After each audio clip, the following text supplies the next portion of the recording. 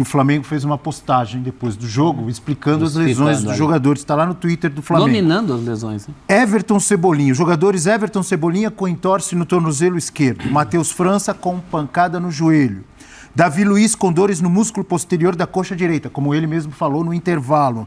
Matheus Cunha com dores no quadril e na coxa direita. Que coisa. Serão reavaliados amanhã. Já Thiago Maia sentiu desgaste e pediu para ser substituído. Nitidamente desequilibrado no aspecto físico e médico, por consequência. Nitidamente. Ele não consegue ser um time intenso, que sobe marcação, que compacta, que tem transição rápida. Ele não consegue, ele tem muita qualidade individual. Alguns jogadores que conseguem fazer a diferença. Tá aí, rapaziada, vamos acompanhar agora o programa Linha de Passe falando sobre essa vitória do Flamengo, mas sabe, chateado, com a atuação do Flamengo. Flamengo com 2 jogadores a mais tomando sufoco. O que vai ser terça-feira? Vamos acompanhar aí Rodrigo Bueno, Jean Oddi, Abel Neto, como sempre, muito bom apresentando o programa, Eugênio Leal, professor Celso Zelt. Tá bem bacana, se inscreve no canal, aciona o sino da notificação, deixa o like, não esquece do like e assiste o vídeo até o final que tá bem bacana. No final do vídeo vou conversar com vocês também sobre arbitragem, sobre o Flamengo, sobre um monte de coisa, então assiste até o final, tá? Que é importante aí pro engajamento do vídeo e também para vocês curtirem os comentários aí dos comentaristas. Vamos lá, hein, Flamengo, vamos lá. Com o nosso Linha de Passe, já vamos acompanhar o que disse Jorge Sampaoli depois da vitória polêmica. Muita reclamação da torcida do Bahia. Mas o Flamengo fez 3-2 lá na Arena Fonte Nova y el Sampaoli falou. Todas las trocas fueron por lesión. Es decir, todos los jugadores pidieron o cambio, 4 jugadores de campo, y cuando íbamos a salir a campo, el goleiro o médico se aproxima y me dice que el goleiro no puede continuar por una lesión muscular.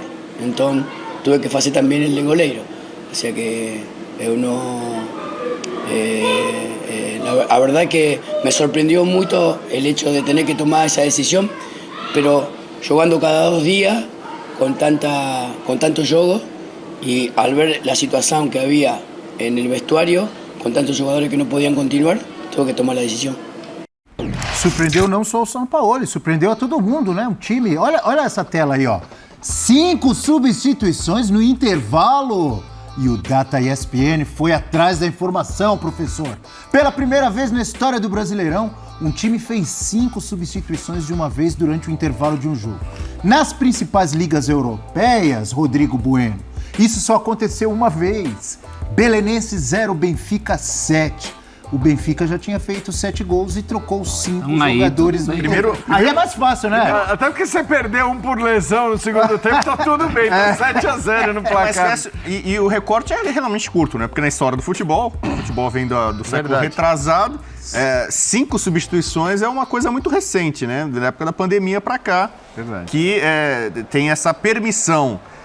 A gente vê muito isso em amistosos, né? Aqueles jogos de pré-temporada, sai um time inteiro, 11 e entra um 11, né? Agora, o Sampaoli explicou que foi necessidade, que foram pedidos, não era exatamente o plano do Sampaoli, mas se tinha um técnico que eu tivesse que apostar meu dinheiro, esse cara vai fazer 5 substituições no intervalo, seria o Sampaoli. É um cara que eu imaginava, esse talvez tenha a capacidade, a ousadia... mas não seria uma ousadia inteligente, né, Bubu? Porque, assim, seria um absurdo fazer isso por escolha.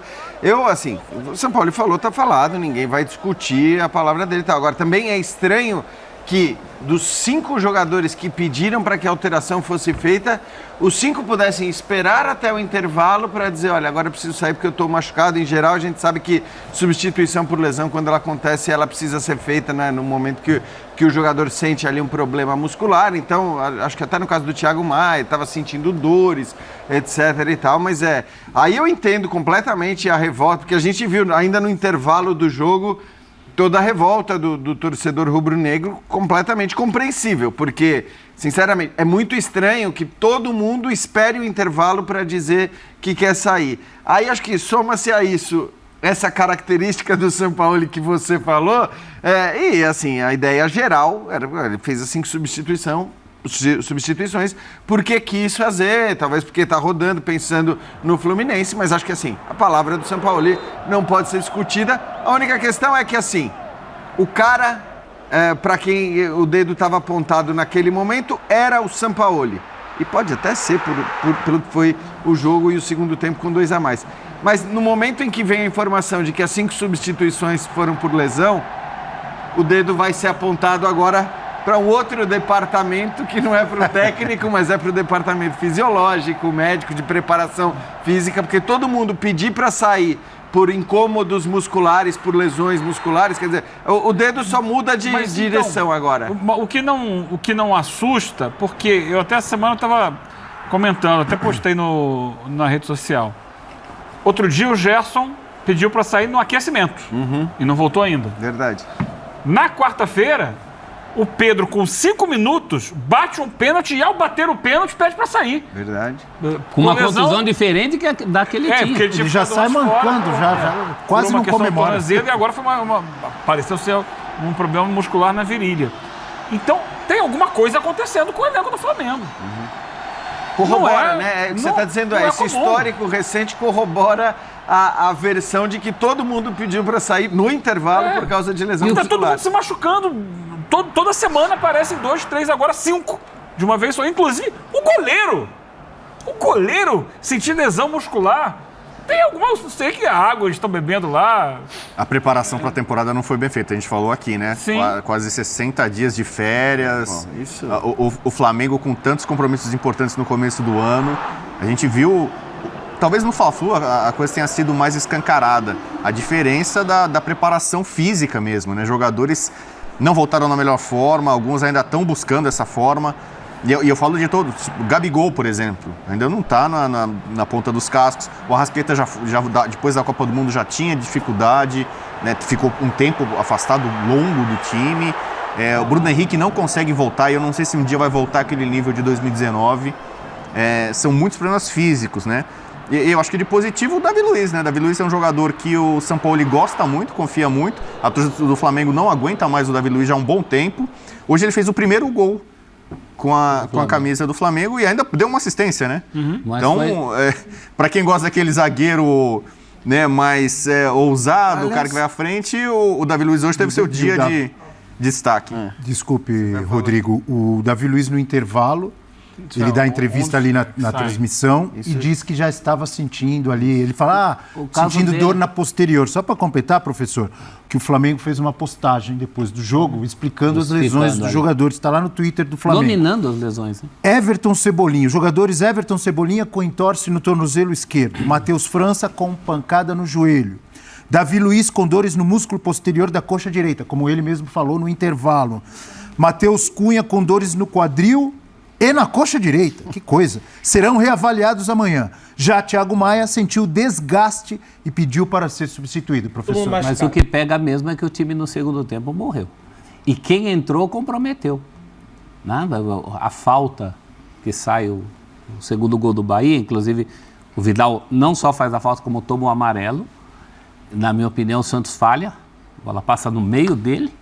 Falhou, sim. Foi em cima dele o chute. E o Flamengo desistiu no segundo tempo como... Era um risco, né, gente? É meio time. São 5 caras. Mas não pode cair assim, Celso. Assim, você muda meio time, você ganha pelo menos na questão física. E assim, sinceramente, o Thiago Maia com desgaste pediu para ser substituído.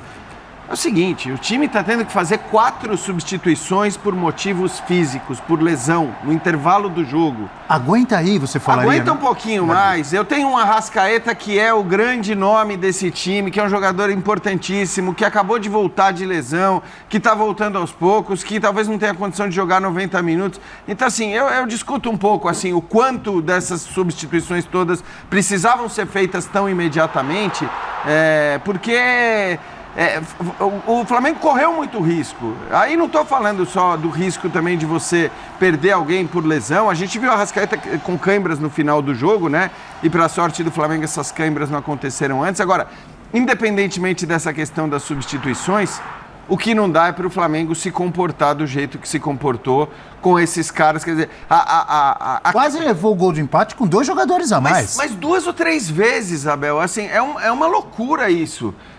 2 ou 3 chances o Bahia teve no final do jogo, com 2 jogadores a menos do que o Flamengo dentro de campo e já há alguns bons minutos. Então, assim, já no final do jogo, teoricamente, o desgaste dos jogadores do Bahia ali, correndo por 2 a mais, tinha que ser muito maior. Não podia acontecer. Aí eu entendo completamente a revolta do torcedor rubro-negro, todas as cornetas que a gente leu em rede social, porque e critiquei, por exemplo, as vaias ao Davi Luiz, que a gente ouviu no Maracanã no meio de semana, não fazia sentido nenhum vaiar o Davi Luiz entrando no jogo. Aliás, o cara que foi vaiado hoje fez gol, deu assistência e tal. Agora, hoje, o torcedor tem todo o direito do mundo de se indignar com o que foi o jogo, especialmente o segundo tempo com 2 jogadores Até porque o Bahia, mais do que perder 2 jogadores, o Bahia perdeu um setor.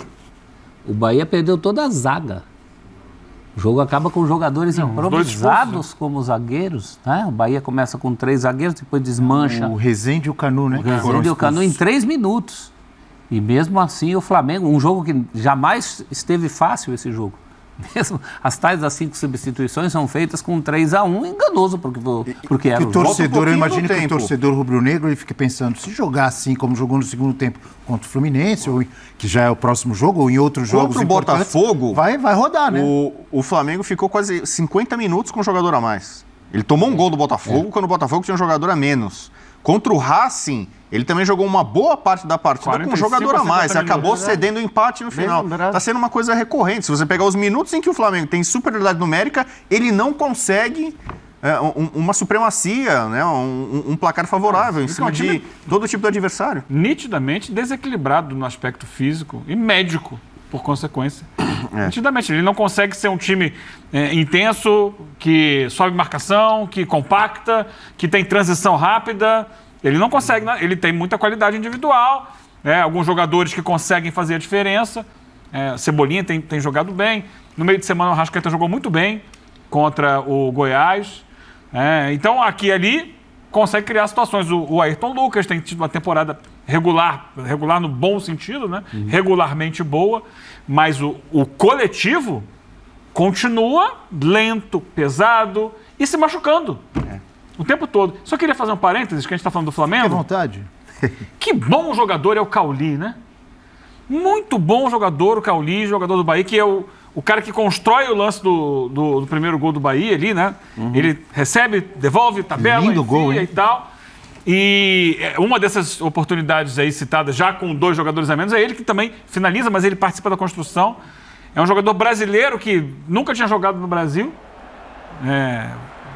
Foi para a Alemanha muito cedo, muito jovem ainda, se desenvolveu por lá. E tem sido, para mim, o melhor jogador do Bahia e alguém que merece que a gente fique de olho. Prestar muita atenção nele. Ficar de olho ali, ó. Esse Bahia e Flamengo parece um pouco Grêmio e Corinthians, né? O Bahia com esse azul meio mais claro. É o City, não é o Grêmio. É o City. O Flamengo... Bahia City, amigo. Esse uniforme com o grupo City, ele passou a usar isso aí. Esse uniforme do Flamengo foi inaugurado hoje, né? Foi a camisa 2 nova do Flamengo. Olha, esse daí que eu tô falando, tá com a bola. O Cauli. É ele que toca pro Tassiano? Ele toca pro Tassiano e o Tassiano toca pro Biel. Esse é o lance mais coletivo de todo o jogo. Assim, tava longe de ser um jogo em que taticamente as equipes estavam bem posicionadas, que estavam marcando bem, pelo contrário, estavam marcando muito mal, mas estava divertidíssimo, né? O jogo no primeiro tempo, chances para os 2 lados, as 2 equipes produzindo muito, com muita liberdade, com muito espaço. Então, acho que essa é uma preocupação do Flamengo, né? Olhando até para o que foi o jogo contra o Goiás, né? Que a gente imaginava que não ia conseguir criar muito contra o Flamengo, os times estão conseguindo criar. E aí agora vamos ver como o Flamengo vai se comportar diante de um Fluminense muito mais poderoso ofensivamente, né? Talvez o time que ofensivamente mais produz no futebol brasileiro. Exageradas ou com razão as reclamações do Bahia em relação à arbitragem, professor? Muito confusa essa arbitragem, né? Não foram só as expulsões, foram cartões amarelos para metade dos 22 jogadores. Árbitro que se perdeu completamente. Não, mas aí, Celso, a gente precisa falar desse cara. Esse Paulo César Zanovelli, assim. É um negócio... Esse cara... desculpa, eu não costumo nem fazer isso, porque eu acho que... Mas é o tipo de arbitragem terrível, prejudicial, maléfica para o futebol brasileiro. Em relação, é bom lembrar, os 2 jogadores do Bahia que foram expulsos, né, zagueiros, tomaram cartões por reclamação. Esses cartões são inadmissíveis. Culpa dos zagueiros. Eles reclamaram para tomar cartão mesmo. O Canu, inclusive, toma o amarelo reclamando da expulsão do Rezende. Sim. Agora, exato. Agora, fecha esse parênteses, O que esse cara gosta de mostrar cartão é um desserviço ao futebol. É verdade. A gente elogia tanto, né, a postura dos árbitros da Premier League, o padrão que existe ali, em segurar o jogo, em deixar o jogo correr, em não querer se transformar num protagonista da partida, e ele consegue sempre ser protagonista da partida, essa máquina de distribuir cartões. Esse é o cara das 2 expulsões absurdas no meio de semana no jogo entre Fortaleza e São Paulo. E aí até encontrei um post do Sávio, nosso ex-companheiro, Sávio não, Sálvio, né? Falei Sávio, né? Do Sálvio, dizendo o seguinte, ele já sabe que vai apitar os 2 jogos. Então, porque eu me surpreendi ele estar escalado em Bahia e Flamengo depois do que ele fez na partida entre Fortaleza e São Paulo, aquelas 2 expulsões absurdas, né? Que lances parecidos para mim com esse segundo. Até acho que aqui existe um movimento. Aí a gente pode discutir, para mim, a segunda expulsão, ela é muito discutível. Por quê? Porque para mim, toda vez que um jogador tomar uma porrada no peito e levar a mão... O Gabigol faz uma cena, mas é típico do jogador brasileiro, né? Ele atinge o Gabigol, mas o Gabigol faz isso. Mas ele atinge aqui, o Gabigol se protege aqui. Então, assim, isso daí a gente tá... O Tite foi assim no Fortaleza. Caiu com a mão no rosto, lembrando o Rivaldo na Copa de 2002. As 2 expulsões em Fortaleza e São Paulo foram mais absurdas ainda, mas nessa daqui é engraçado que eu estava até conversando com a Dani no ESPN FC de sexta-feira, que a gente falou, toda vez que um jogador é atingido no peito e levar a mão para o rosto, ele está simulando. E se o jogador está simulando, na verdade é ele que vai merecer um cartão, porque ele está tentando induzir o árbitro a um erro. E isso virou um padrão no futebol brasileiro. Qualquer toque em qualquer lugar, os jogadores levam a mão ao rosto, até porque eles sabem que para o cartão amarelo, que é o que gera esse tipo de ação... Não tem VAR. Não tem VAR. Não pode ter VAR. Então não tem nenhum problema. O cara sabe, bom, isso aqui eu posso simular, que ele não vai lá olhar para o VAR, como acontece hoje, por exemplo, no caso de um pênalti. Então é algo que precisa ser melhorado, mas esse árbitro especificamente, aí não estou nem falando de Bahia prejudicado, Flamengo beneficiado, eu estou falando do que ele de como ele apita. É uma conduta dele, não vê camisa. Na verdade, ele tem um problema nos cursos de arbitragem, sempre se avisa os candidatos a árbitros, né? Não use o cartão como uma arma.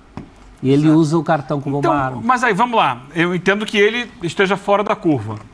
Mas o cartão por reclamação não foi uma instituição da CBF no início do campeonato? Sim, é uma recomendação. Sim, mas o problema... Não sei nem se é uma recomendação, se é uma ordem. É importante você falar isso porque eu defendo pra caramba o cartão da tolerância zero de reclamação, porque acho que só assim a gente vai acabar com a reclamação. Mas o dele não é de reclamação. Teve um cartão pro jogador... Teve um que foi, o primeiro foi. Não. E eu falei, os 2 merecidos. Para os 2 jogadores do Bahia que reclamaram, mereceram os cartões por reclamação, porque esse é o padrão. Mas teve um cartão pro jogador do Flamengo também, já no final do jogo. Não lembro se foi o Ayrton Lucas. Foi o Everton. Acho que foi o Everton. Agora, só uma dúvida. Ele adora... Completa rapidinho que eu preciso chamar o intervalo. Por que ele não é suspenso ou rebaixado? A Edna foi. A Edna teve uma atuação ruim no jogo do Flamengo. E ela foi punida, né? Acabou sendo descartada ali dos principais jogos do campeonato. Ele teve uma atuação no meio de semana que revoltou os 2 times. Fortaleza e São Paulo ficaram revoltados com a arbitragem dele. E foi Quando ele premiado. já estava escalado. É isso que eu falei. O Sálvio disse que ele já estava escalado para os 2 jogos. Será que agora... Tem uma resposta para você. 2 pesos e 2 muito medidas. Provavelmente. Tem uma resposta que é clara, óbvia, nítida, sei lá qual é a palavra. A visão em relação à mulher apitando é diferente. É isso. A mulher não pode falhar. O homem pode falhar 50 vezes que continua. É isso. Ou não? É isso. A Edna apitou hoje o jogo do Fluminense com o Cuiabá. Mas depois de um tempo, a Edna erra bem também, mas eu acho que nesse caso específico, talvez tenha a ver com isso. O cara, e inclusive no post do Sálvio no Twitter, ele diz, está faltando árbitro. Tanto que em número. E tanto que esse cara já sabe que vai apitar o jogo do final de semana entre Bahia e Flamengo. Galera, sobre a arbitragem, tá? Eu concordo com a fala deles aí, porque antes do jogo eu alertei a galera lá no canal 1. Falei, gente, esse árbitro é horroroso. É um árbitro que picota o jogo. É um árbitro que dá muito cartão. Ele gosta de dar o cartão. Ele adora distribuir cartão. Eu alertei isso, a galera. E não deu outra. Não deu outra. É cartão atrás de cartão, um negócio assim realmente absurdo, né? Que a gente viu. Mas no meu entendimento, as expulsões de jogadores do Bahia foram justas. Tá justo, porque, mas não pegou na cara. Então pra expulsar tinha que pegar na cara? Ele deu, cara. Ele fez assim, ele assumiu o risco de tomar segundo cartão amarelo. Gente, um horror o Flamengo, já falei isso em outras oportunidades, tem que melhorar, senão vai tomar a sacolada do Fluminense. Tem que melhorar. Se melhorar, ganha. Mas se não, vai tomar sacolada. Se inscreve no canal, assina o sininho da notificação, amassa o like, tamo juntão, saudações rubro-negras.